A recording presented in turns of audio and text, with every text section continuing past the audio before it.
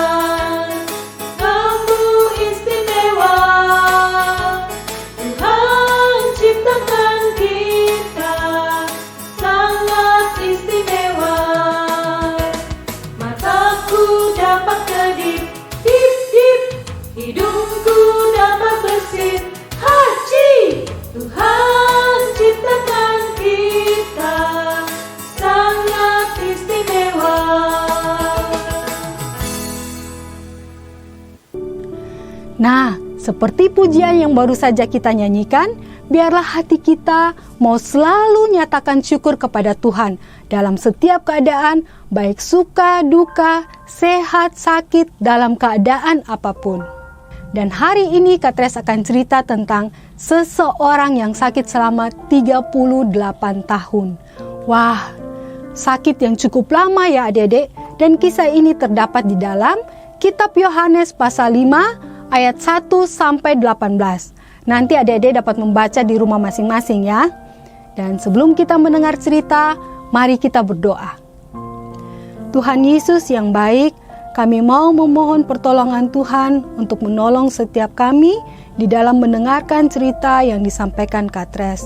Tuhan tolong kami untuk dapat mengerti, Tuhan mampukan kami untuk dapat melakukan dalam kehidupan kami hari lepas hari. Terima kasih Tuhan Yesus, amin. Halo anak-anak, siapa di antara kalian yang pernah sakit? Wah, tentu saja kita semua pernah sakit ya. Berapa lama sakitnya? Wah, Katres juga pernah sakit. Katres pernah sakit, tapi tidak lama, cuma 1 dan 2 hari.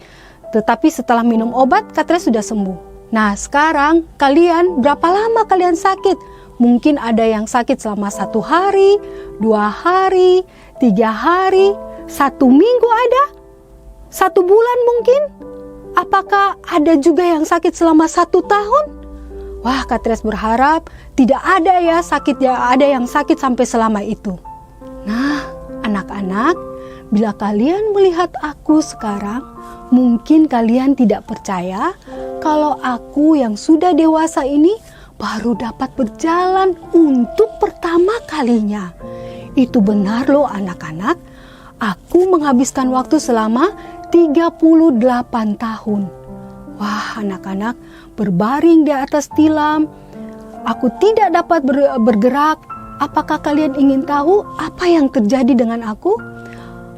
Anak-anak, sebelum aku melanjutkan apa yang terjadi dengan aku ingin memberitahu kepada kalian bahwa aku terbaring di tilam.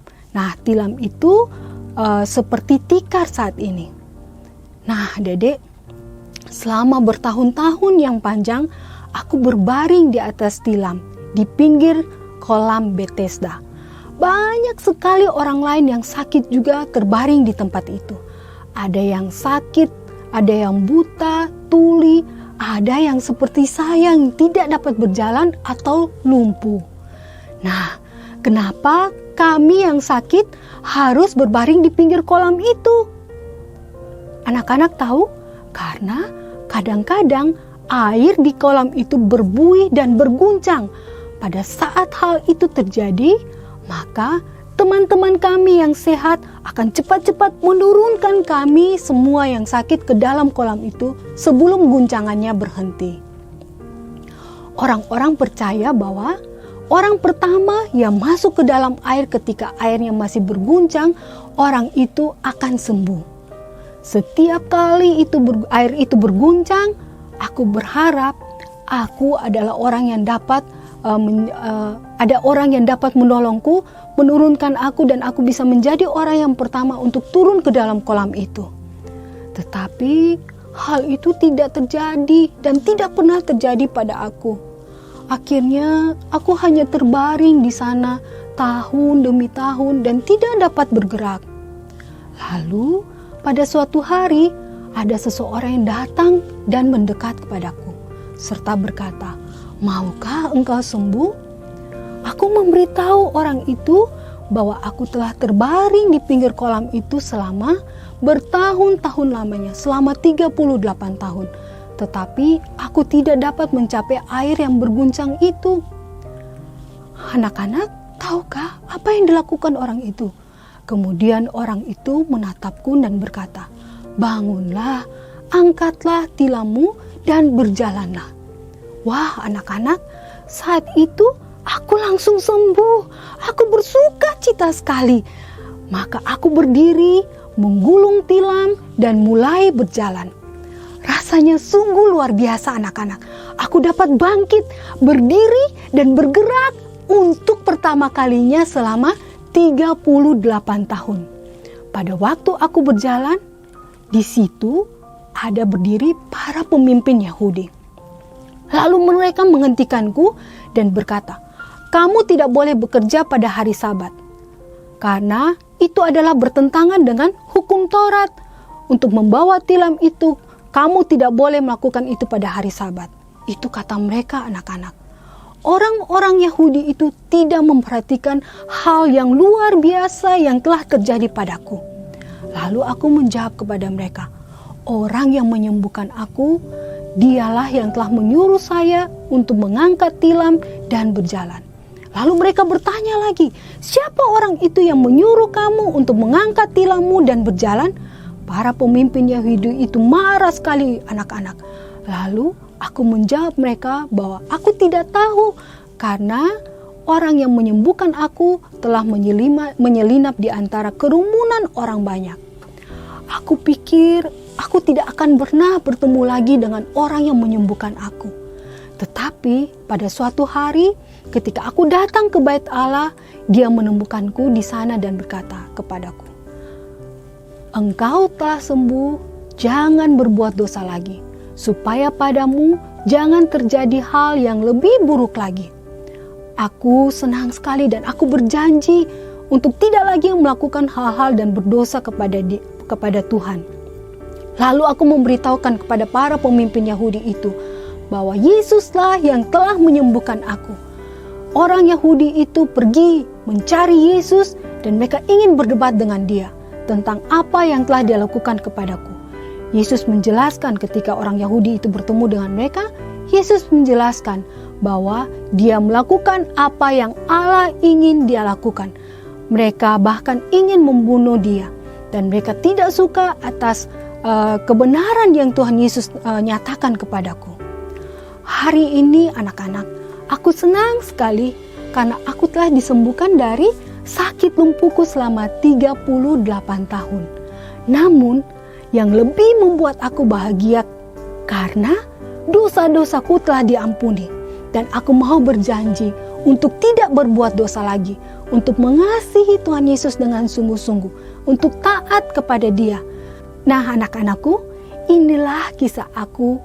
Aku disembuhkan dari sakit lumpuhku selama 38 tahun. Bagaimana dengan kalian?